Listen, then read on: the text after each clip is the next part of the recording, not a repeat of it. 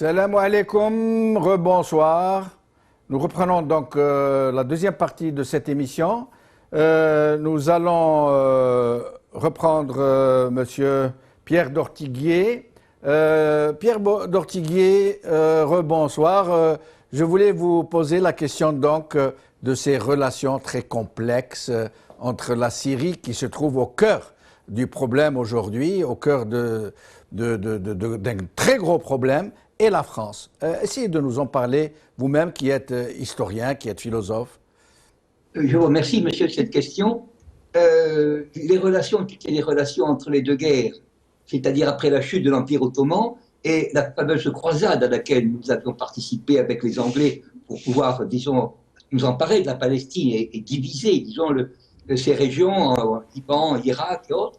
Nous avons donc obtenu un mandat en Palestine, en Syrie, pardon, et avec des troupes coloniales, nous avons été obligés de réprimer les insurrections dans les années 1920. Le général de Gaulle, à l'époque, qui était colonel, a participé du reste de cette campagne. Et nous avons eu, pendant la dernière guerre, et surtout à la fin, en 1945, vers la Syrie, un dépit, voyez-vous, de voir cette nation échapper au contrôle d'un protectorat français quelconque. Nous avons, vous savez, je rappelle à nos téléspectateurs même, bombardé le Parlement syrien. Disons, nous avons toujours eu une sorte d'animosité contre ce pays. Et je crois que cela s'est manifesté au début des troupes en Syrie, c'est-à-dire certains l'ont présenté comme une guerre civile, nous-mêmes nous le voyons plutôt comme une agression extérieure contre ce pays, avec des témoignages que nous avons reçus, non seulement de musulmans, mais également de chrétiens. Et dans l'attitude de M. Chirac, par exemple, autant que l'attitude maintenant de M. Hollande... Monsieur d'Ortiguier, excusez-moi de vous interrompre. Le son n'est pas très bon. Nous allons vous garder en image et nous vous appelons au téléphone pour mieux vous entendre. Je vous reprends dans un petit instant. Je vais recevoir Sami Ziri pour nous parler un peu de cette histoire qui nous est parvenue d'une fusillade qui aurait, ça reste au conditionnel, éclaté place de la République, Paris. Sami Ziri, vous avez des informations ? Oui, juste Jamaldine, concernant ce qui s'est passé à la place de la République, c'était en réalité une confusion parce que il y a un rassemblement spontané, il y avait beaucoup de monde, les gens ont allumé des bougies, ont déposé des gerbes, et puis il y avait des slogans. La mairie de Paris elle a soutenu ce rassemblement sous le slogan de Flectuat nec mergetur, c'est en latin, ça veut dire c'est la devise de Paris qui veut dire flotte toujours, ne coule jamais. Et donc les forces de l'ordre ont procédé à la dispersion de la foule, ont demandé à la foule parce qu'elle est devenue incontrôlable, et ont demandé à la foule de se disperser. Au passage, il y a un hélicoptère qui survolait l'espace. Espace aérien de Paris, et il y a une confusion, donc voilà, mais il y avait pas vraiment une menace réelle ou mais Sami Ziri, de façon claire, est-ce qu'il y a eu une fusillade à Place République ou non? Non, il n'y a pas eu de fusillade à la place de la République. Selon les informations qui tombent, il n'y a pas eu de fusillade à la place de la République. Il y a juste une confusion. C'est normal, c'est un mouvement de panique. Mais je vais vous demander quand même, par pure prudence, de vérifier vos sources, l'information. Nous vous reprenons dans quelques instants pour en avoir le cœur net. Merci, Sami. Pierre d'Ortiguier, vous êtes avec nous au téléphone et en Skype. Oui. Donc je vous laisse poursuivre. Là, on vous écoute, oui. On vous entend très bien. Oui, merci, monsieur, merci. Oui, donc nous avons eu une attitude depuis l'entre-deux-guerres jusqu'en la fin de la Seconde Guerre mondiale, disons très paternaliste et même méprisante envers les autorités syriennes. J'ai rappelé que nous avions même procédé à un bombardement du Parlement syrien en 1945, qui est célébré chaque année par les parlementaires syriens. évidemment, notre politique de la 4e République, qui était très favorable à la création de l'entité sioniste, a bien sûr accentué, disons, l'hostilité envers la Syrie, et nous avons même voulu opposer notre clientèle libanaise à la Syrie elle-même. Et cette politique s'est continuée, vous savez, après l'invasion par le Liban par les armées sionistes. Nous avons également toujours présenté la Syrie comme un envahisseur du Liban, alors que... Beaucoup de Syriens le pensent aussi, beaucoup de Libanais, pardon, le pensent aussi. Les Libanais le pensent aussi, mais nous-mêmes, comme historiens, si vous me permettez de donner une appréciation, disons, objective, européenne, nous retenons une leçon du congrès de Jéricho, juste après la proclamation de l'État d'Israël, en 1947. Le congrès de Jéricho, qui était le deuxième congrès palestinien, a déclaré que la Palestine appartenait à la Syrie naturelle. Et naturellement, il est absolument contraire à l'esprit de l'histoire, bien sûr, de vouloir diviser et opposer le Liban, la Syrie et la Palestine. Ils appartiennent à une même unité ou diversité, disons, christiano-musulmane, et je crois que les efforts faits pour pouvoir abattre la légalité en Syrie n'est à notre avis que la suite de deux choses, et de la dislocation de l'Empire musulman et donc de la formation des mandats en 1919, et en même temps, bien sûr, un encouragement donné à la proclamation de l'entité sioniste qui a intérêt à abattre son principal adversaire, vous savez, qu'est Damas. N'oublions pas, messieurs, que avant la guerre de 1914, la principale ville à laquelle les Palestiniens, disons, accordaient leur importance, disons, là où étaient l'ensemble des propriétaires des terres palestiniennes, ce n'était pas Jérusalem, Al-Quds, mais c'était Damas. Mais dites-moi, Pierre d'Ortiguet, quand vous parlez du régime syrien, vous parlez de légalité, de légitimité, d'élection. Vous pensez vraiment que les Assad ont été élus de façon démocratique, qu'ils représentent vraiment la souveraineté, la volonté populaire syrienne, du peuple syrien? Il y a un critère, à notre avis, extérieur, qui doit être pris en considération, c'est l'attitude de l'armée. Dans la mesure où cette armée n'a pas connu beaucoup de dissolution, enfin disons de désertion, nous pouvons considérer que la présence du président à la tête du pouvoir est en réalité une option patriotique. Ce n'est pas du tout un clan contre l'autre. Il y a cet aspect clanique, bien sûr, mais j'en donne comme preuve l'opinion générale que les chrétiens ont manifesté ici à chaque fois qu'ils ont visité la France, en particulier rendu visite au président de la République. Ces opinions n'ont jamais été d'ailleurs prises en considération pour deux raisons, par l'hostilité anti-syrienne dont je parlais, et aussi quelque chose qui appartient au propos de ce soir, la réaction et l'hostilité laïque à toute forme de confession.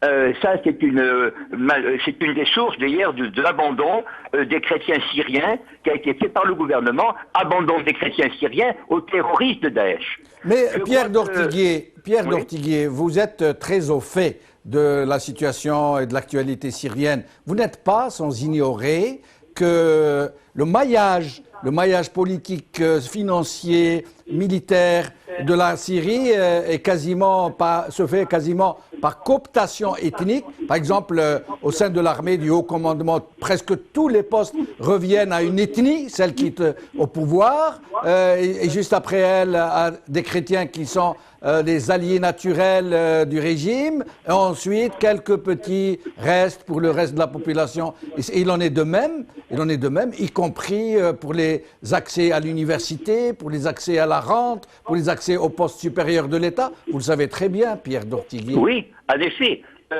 Ceci tient au caractère, à la diversité ethnique disons, aux différentes sectes, sans aucune nuance péjorative, qui sont en Syrie. On ne peut donc pas comparer une démocratie à la française, dans laquelle, vous savez, la principale secte, je serai polémique, n'est pas du tout religieuse, mais disons assez maçonnique, avec ce qui se produit en Syrie. Vous savez, quand il y a eu un attentat contre l'état-major syrien, il y a de cela 2 ans ou 3 ans, qui a été décapité, vous savez, par un attentat terroriste, eh bien, c'était en général des chrétiens qui étaient à la tête de l'état-major.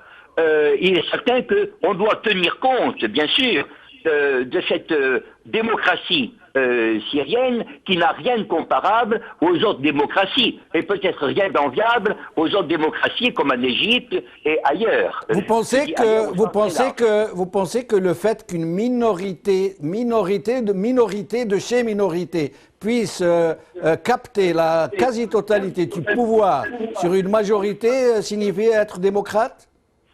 C'est-à-dire que la question d'une minorité, par exemple des Alaouites et autres, ce n'est pas une minorité qu'il faut considérer par rapport à un ensemble, un agrégat qu'on appellerait une majorité. Mais la capacité de gouverner et de manifester une autorité contre un pays qui est en état de guerre permanent avec son voisin israélien. N'oublions pas que ce pays est en état de guerre permanent depuis 1947-48.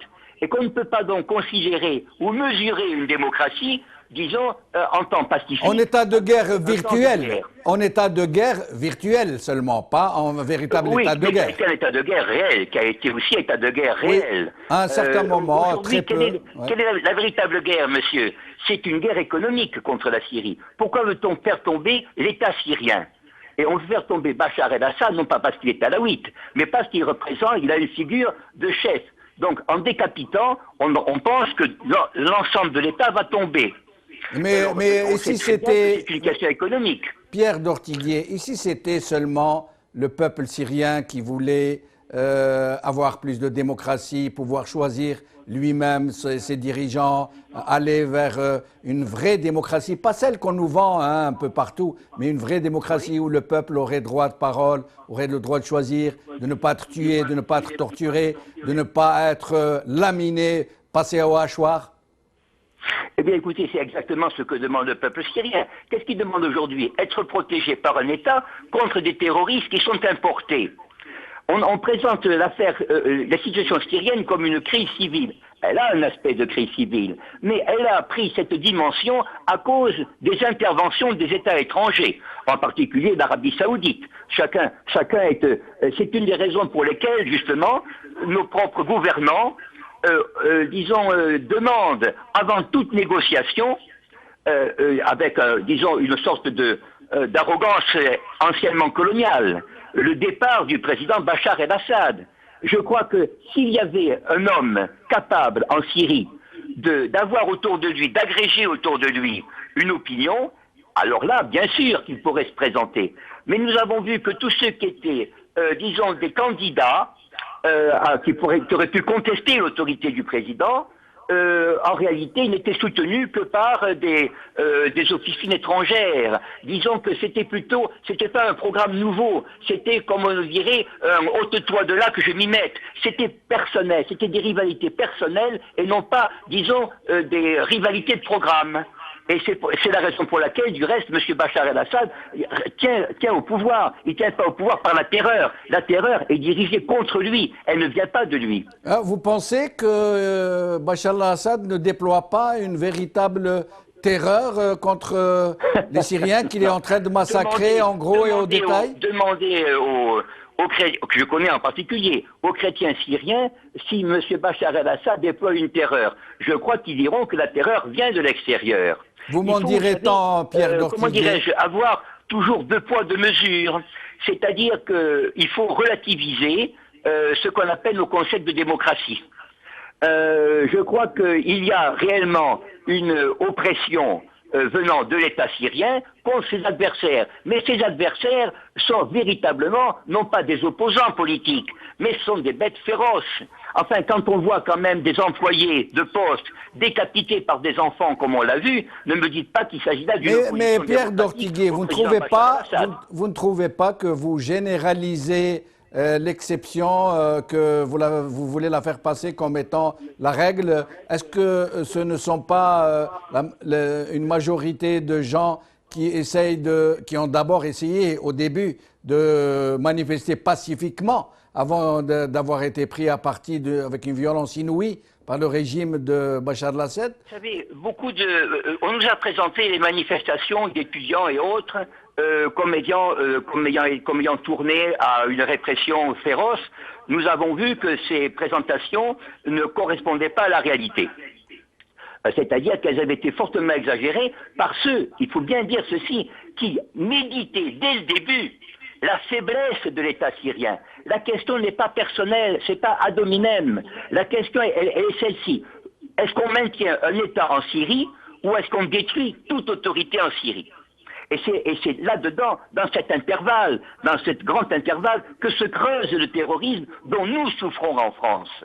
Pierre Dortiguier, je vous remercie beaucoup. Merci, j'étais ravi de vous recevoir, même si je ne suis pas d'accord du tout, mais alors du tout avec vous. J'espère vous recevoir une autre fois, bientôt. Merci Pierre Dortiguier, au revoir.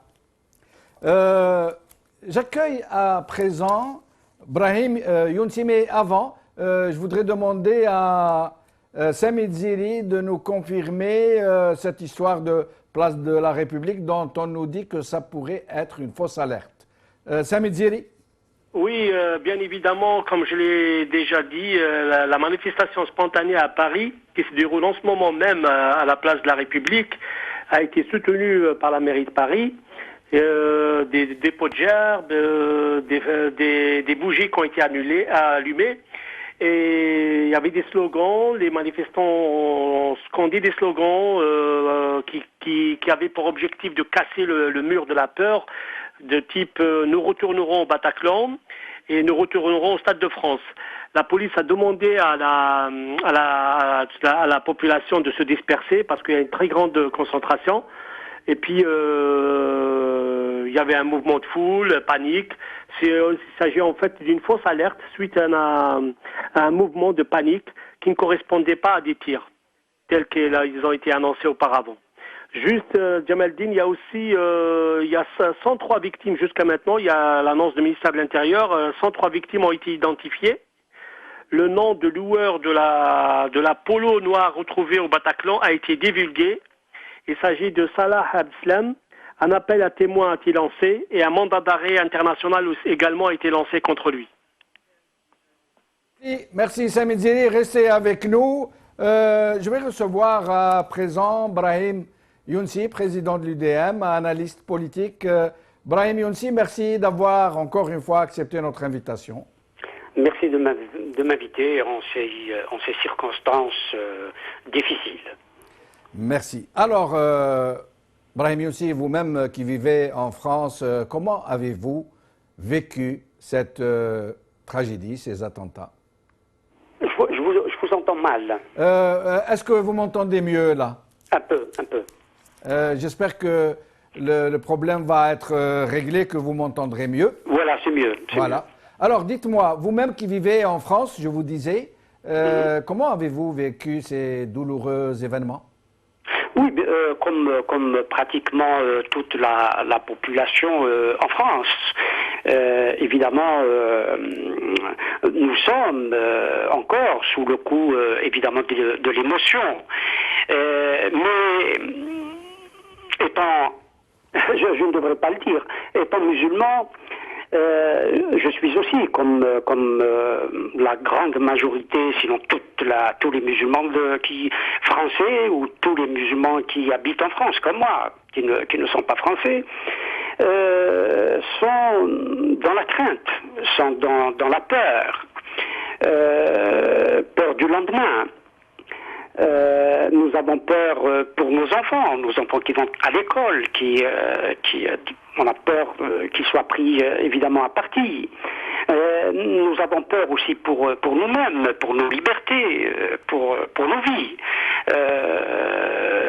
N'importe qui, et on l'a vu très récemment, et vous l'avez montré hier, je crois, cette musulmane dans le métro de Londres, les les agressions que l'on vous a signalées tout à l'heure, etc.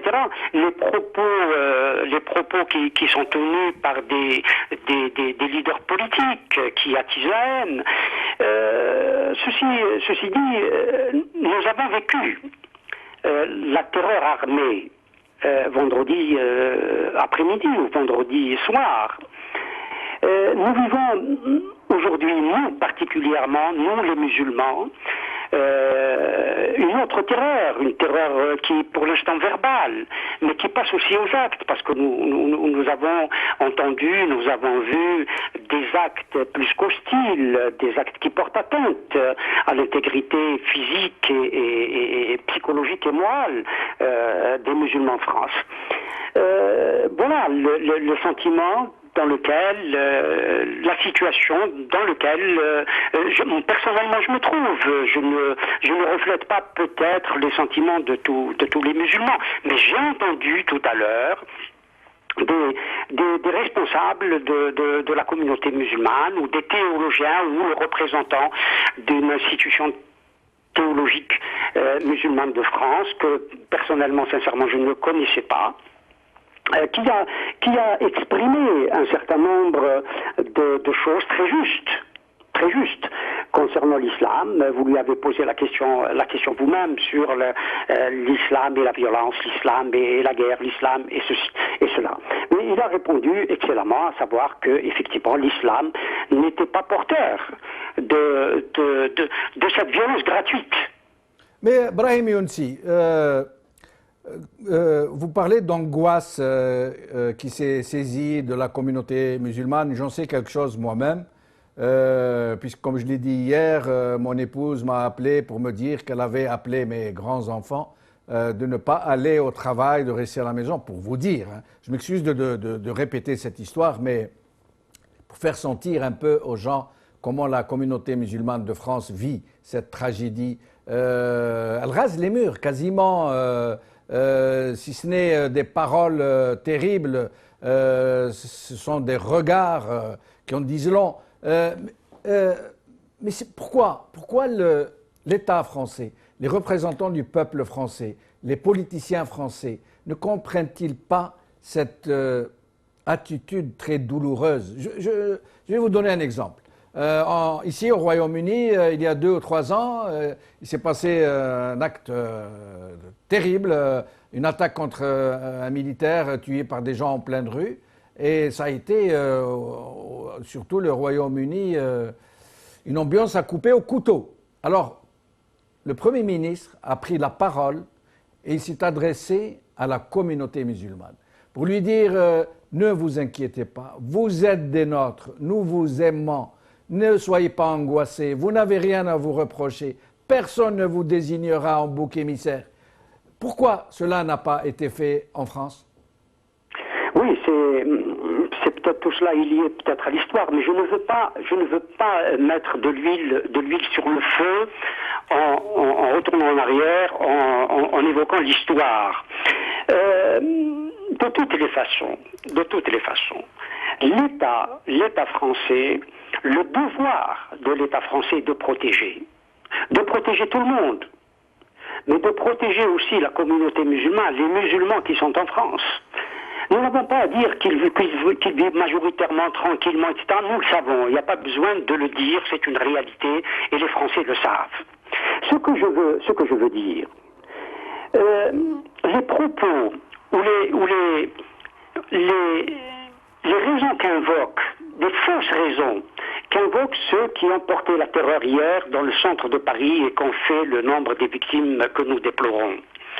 De l'autre côté, les extrêmes qui s'agitent, qui utilisent exactement les mêmes arguments, si j'ose dire, pour rejeter l'autre. C'est ça qui fait que cette majorité, à la fois française aussi, les Français ne sont pas tous, nous avons entendu hier, nous avons vu les propos, nous avons entendu les propos de l'ancien Premier ministre français que vous avez passés. Nous avons entendu hier les propos de Jean-Luc Mélenchon. Tout à fait. Les lettres qui nous ont été adressées après l'affaire Charlie Hebdo. Qu'il y a des Français qui ne font pas tous ces amalgames. Et ils sont nombreux. Mais hélas, vous avez certains leaders politiques que je ne vais pas nommer qui attisent la haine. Et aussi, nous le voyons dans les médias que certains, faut le dire, journalistes, hélas, dont ce n'est pas la mission d'attiser la haine, de stigmatiser une communauté, de parler comme ils parlent à leurs compatriotes. L'inquiétude vient de là. L'inquiétude vient de là. Pourquoi? À mon avis, parce que nous sommes nous avons du mal ou ils ont du mal à comprendre et à nommer les choses, parce qu'ils ne savent pas exactement de quoi il s'agit. Alors ils disent un peu n'importe quoi.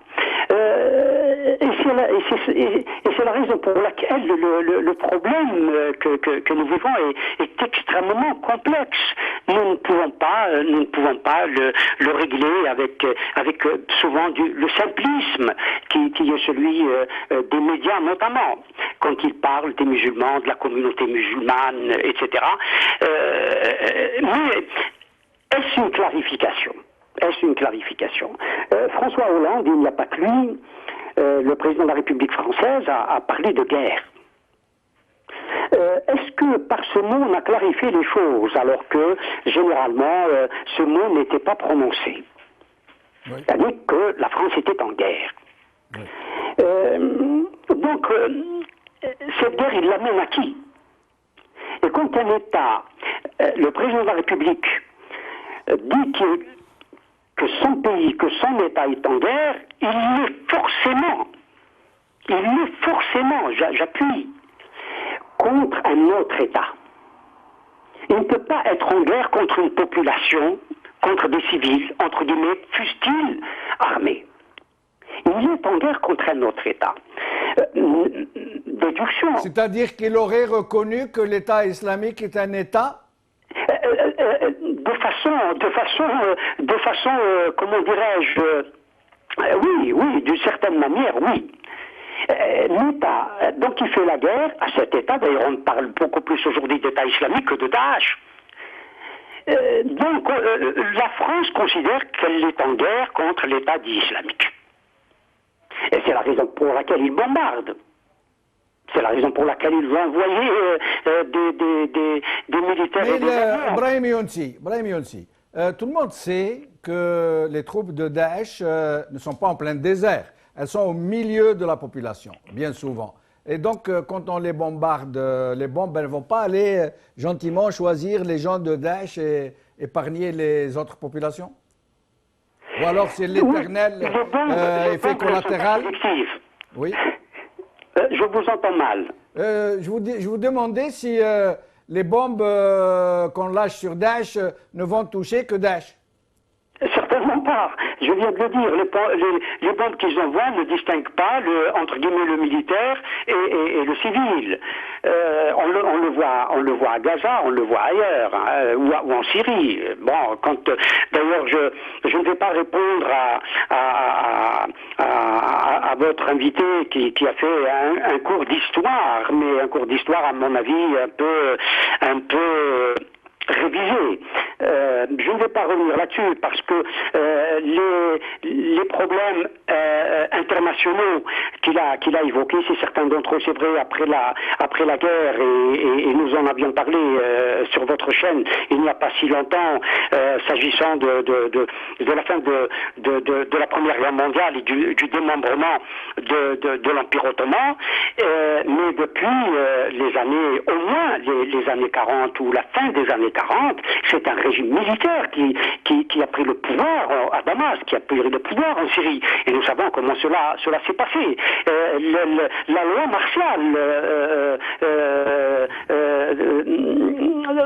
régentit la société et l'État. C'est ça une réalité aussi. Restez avec nous, Brahim Younsi. Je m'excuse de vous interrompre.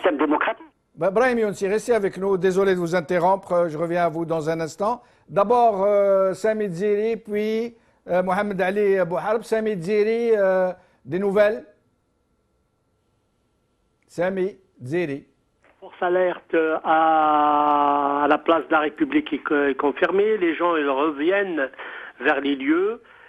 Seulement que l'appel à témoins et le mandat d'arrêt international contre Abdeslam Salah, le frère de l'un des terroristes qui a loué la voiture qui a été retrouvée, matriculée en Belgique et qui a été retrouvée auprès de Bataclan, a été lancé. Et sans sa photo, elle passe en boucle à la télé.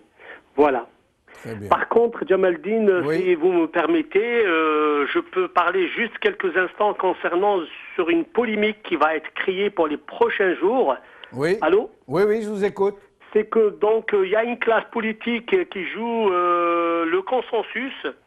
On a vu François Hollande recevoir Nicolas Sarkozy, d'autres hommes politiques, mais il y a aussi des experts, la parole d'experts qui commence à apparaître.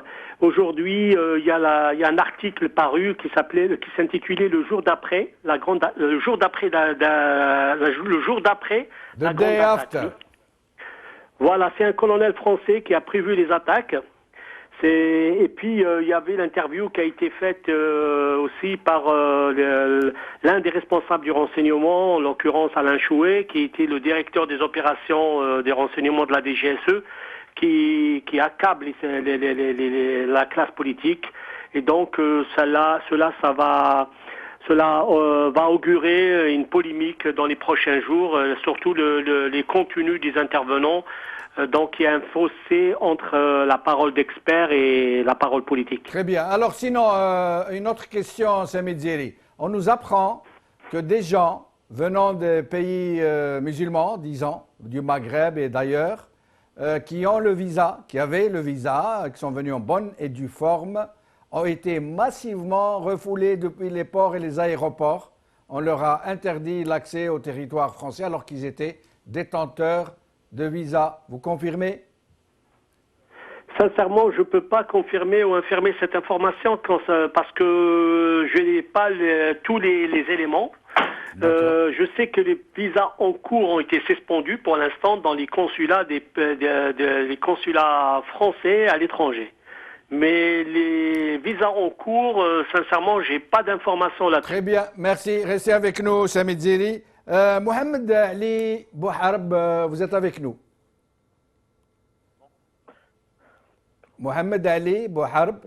Oui, absolument. Je suis avec vous. Alors, je voulais vous demander, la communauté musulmane en France, pour ne parler que de la communauté musulmane en France, puisque c'est notre sujet du jour, pourquoi cette crispation? Pourquoi ne parvient-elle pas à s'intégrer, même si elle garde son identité,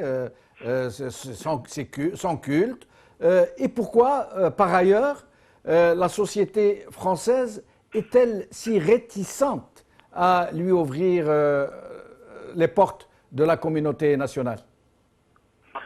Eh bien, écoutez, je vous remercie pour cette question. Donc, en réalité, c'est une question en 3 temps. Pourquoi une telle crispation? Pourquoi la communauté musulmane n'arrive pas à s'intégrer? Et pourquoi la société française donc a des réticences pour pouvoir donc accepter ses citoyens? Alors, dans un premier temps, j'aimerais vous dire que la crispation, elle est née d'une saturation qui est celle d'une société dans laquelle on a grandi, dans laquelle nous avons eu accès à l'école de la République, où nous avons en fait une situation de citoyenneté normale, régulière, et où en fait les personnes vivent leur vie et notamment en fait leur spiritualité, donc dans le cadre de la liberté de culte, de conscience et d'opinion qui leur est garantie par la société française, par les lois de la République française.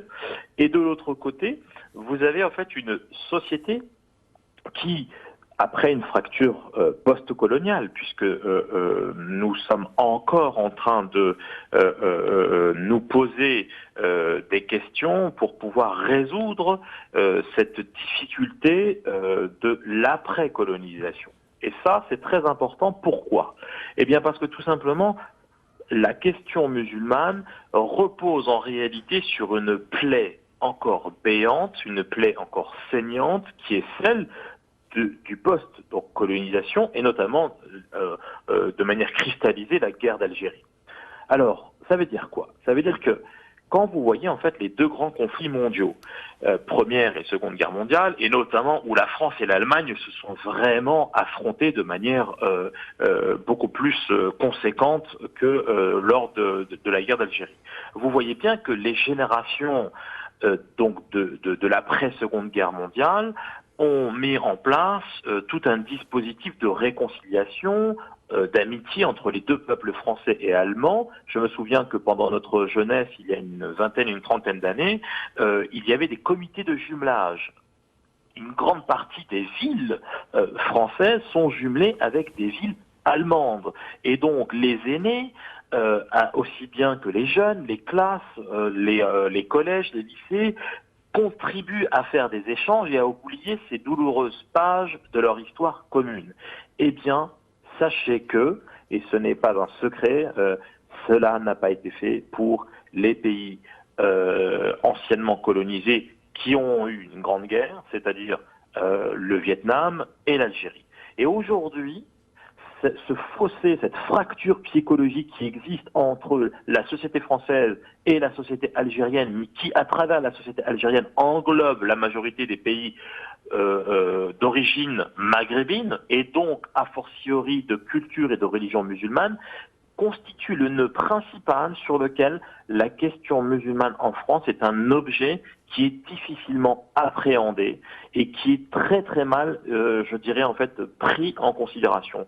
Et donc, parce que précisément c'est le contraire, parce que les Français de confession musulmane sont intégrés, sont même parfaitement intégrés, puisque la question de l'intégration n'existe plus dans le vocabulaire. On ne dit plus aujourd'hui, lorsqu'on est français de confession musulmane en 2015, on ne dit plus, même pour rigoler, même pour plaisanter, on ne dit pas « je suis intégré ». La question de l'intégration a laissé place à la question de la citoyenneté.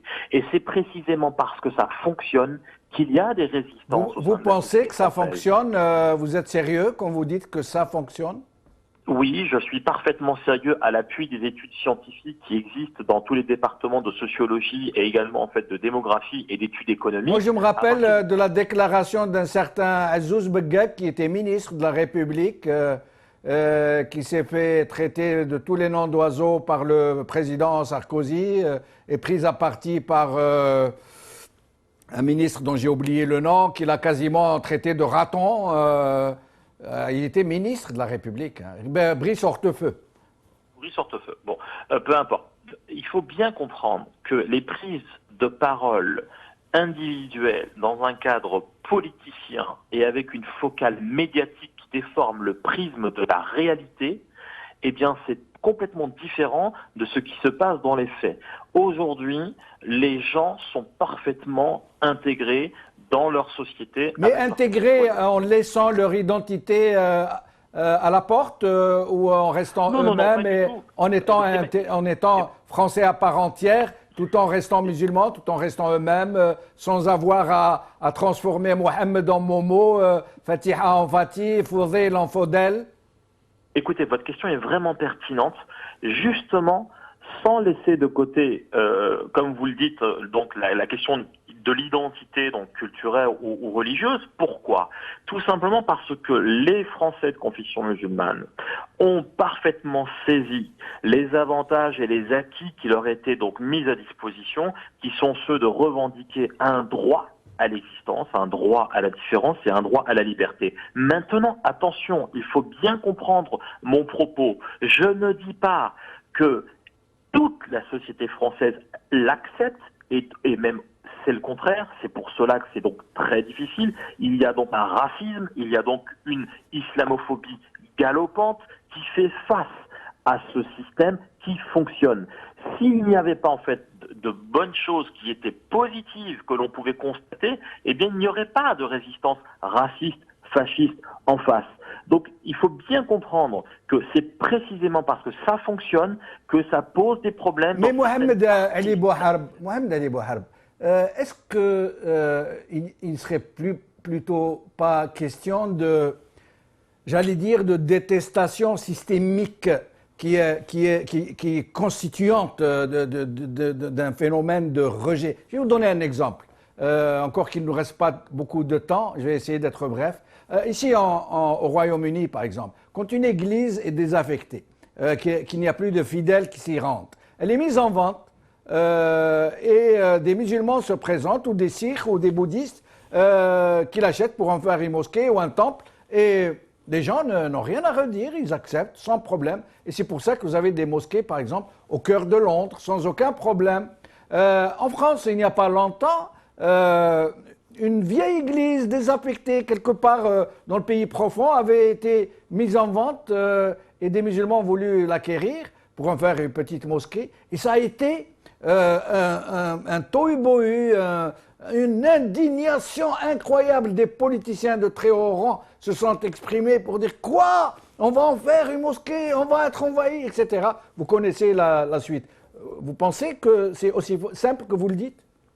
Dans ces conditions, et en l'occurrence... Ce que vous venez de dire, c'est totalement différent. Ce que vous venez de décrire, c'est l'instrumentalisation politicienne d'une question religieuse qui est donc l'Église chrétienne, et donc pour ne pas dire catholique, à des fins, si vous préférez, de mobilisation d'une opinion contre éventuellement une figure de l'ennemi, donc cet envahisseur musulman qui vient prendre donc nos églises et pour les transformer en mosquées.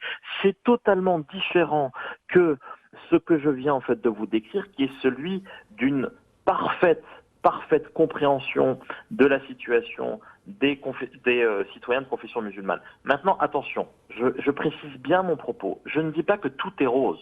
Il y a naturellement de grosses difficultés. Il y a une islamophobie qui ferme la porte, qui met un plafond de verre en termes d'employabilité, en termes d'emploi, en termes politiques. Je suis bien d'accord. Mais ceci étant, ça a fonctionné, ça a marché. Maintenant, la difficulté, c'est par rapport aux attentats, parce que c'est quand même le sujet également, c'est de faire comprendre à nos concitoyens français que notre religion, l'islam, est une religion officielle de France, parce qu'elle est en réalité, la première en nombre de pratiques, mais également donc la deuxième historiquement.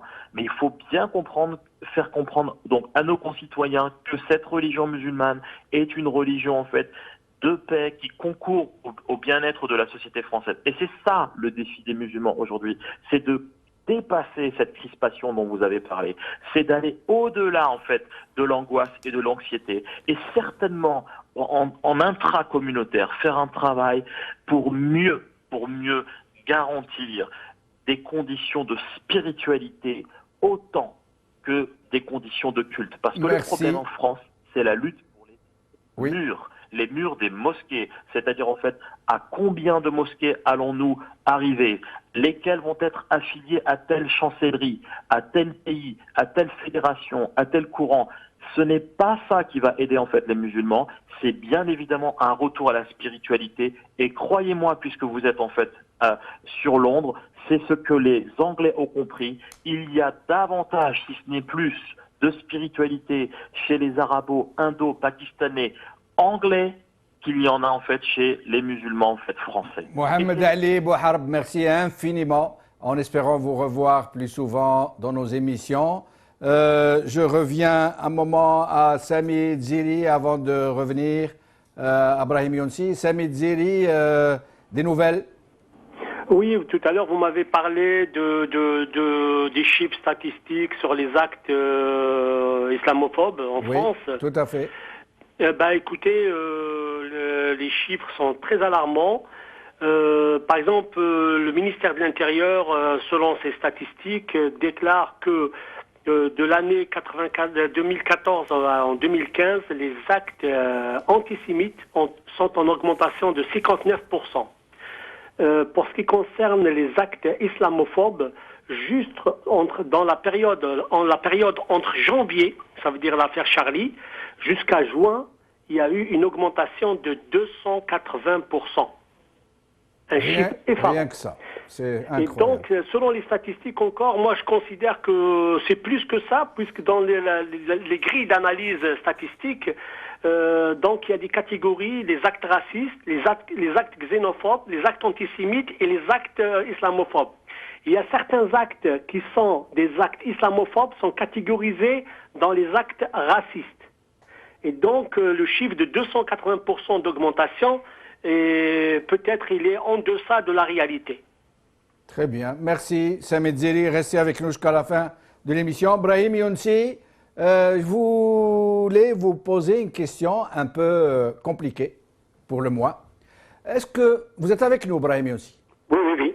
Est-ce que vous n'avez pas cette pénible sensation que la communauté musulmane, c'est comme une prise d'otage ambivalente? C'est comme si quelqu'un était pris en otage par deux ravisseurs.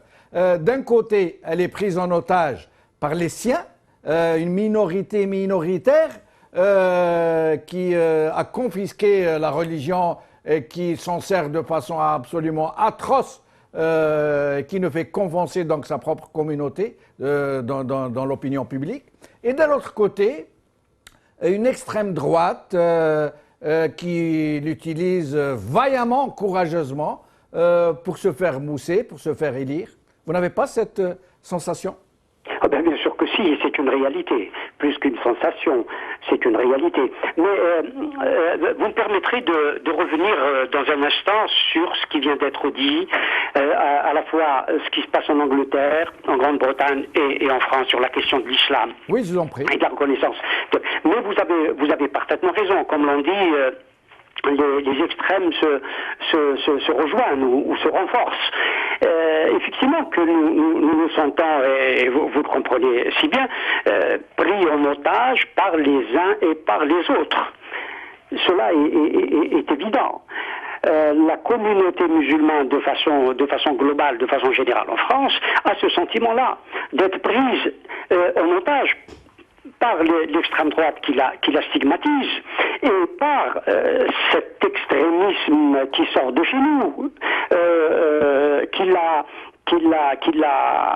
l'implique dans des questions qui ne sont pas ou qui ne la concernent pas de façon globale, parce qu'il y a de multiples raisons à cela qui dépassent complètement les citoyens musulmans en France. D'ailleurs, moi, sur cette question-là, l'exemple qui est le mien est celui d'Abdelkader, de l'émir Abdelkader, qui a résolu cette question-là de la guerre, et en appliquant ses propres valeurs, c'est-à-dire les valeurs de l'islam, auxquelles un de vos invités a très justement évoqué tout à l'heure. Abdelkader a appliqué les lois, les règles de la guerre en islam, à savoir que on ne touche pas aux civils, on ne touche pas aux moines, comme il a été dit, on ne touche pas... Et même les combattants qui déposaient les armes n'étaient plus concernés par la guerre et ne pouvaient pas être tués. Voilà, ils ne pouvaient pas mourir, ces prisonniers, il les a libérés. Bon, etc., etc.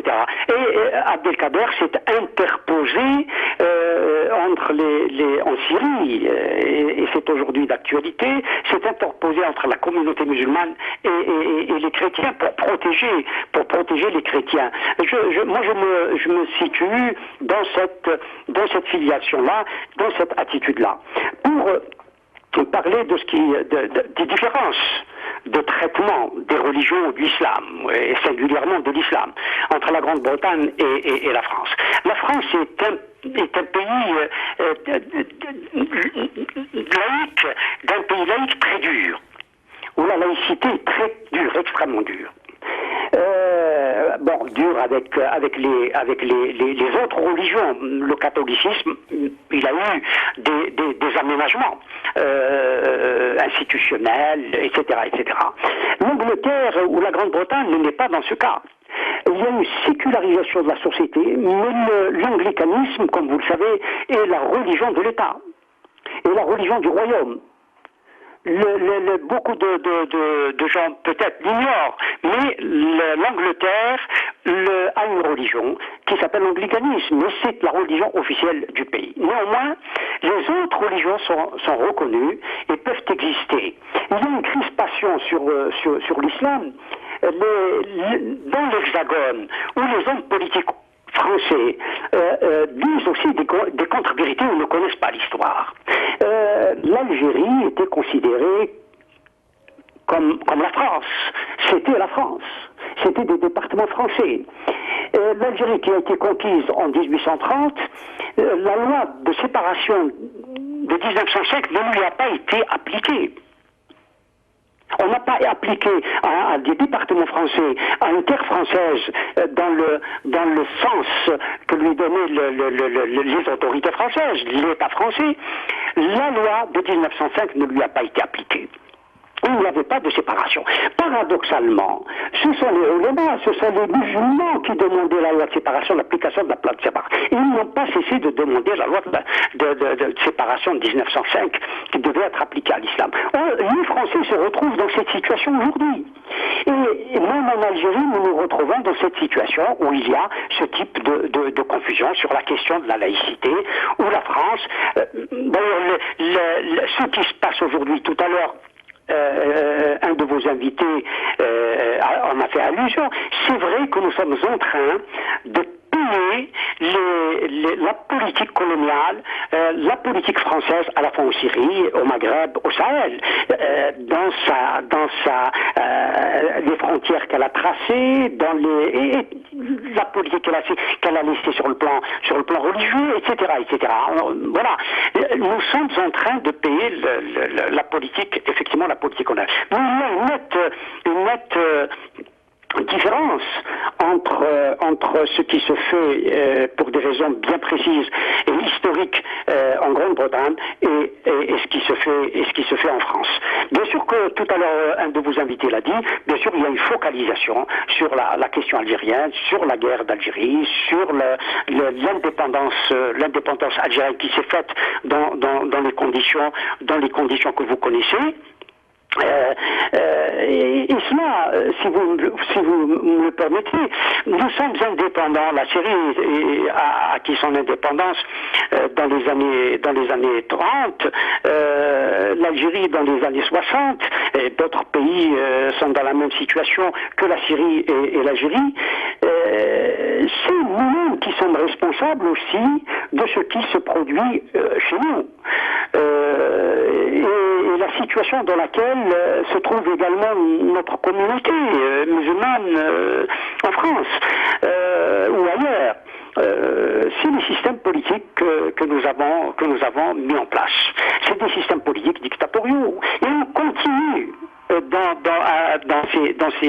dans ces politiques dictatoriales. Nous le voyons en Égypte, en Syrie, c'est exactement la même situation. En Algérie, la question qui se pose, et c'est là où la responsabilité des États occidentaux joue, c'est la protection qu'ils apportent à des États dictatoriaux. Nous l'avons entendu tout à l'heure sous prétexte d'intervention de type colonial à l'égard de la Syrie en demandant par exemple le départ de Bachar el-Assad, on conclut toujours à une intervention de type colonial, à une intervention extérieure. Merci Ibrahim Younsi. Excusez-moi de vous avoir interrompu. L'émission est arrivée à son terme.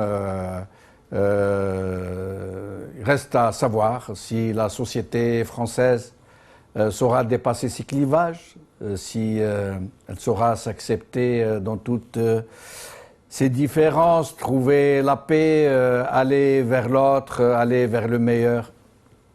C'est ce que nous lui souhaitons. Merci d'avoir suivi cette information, cette émission. Merci à tous nos invités d'y avoir brillamment participé. Merci à vous d'avoir été patients et de nous avoir suivis. Salam alaikum, qawal akhir, salama.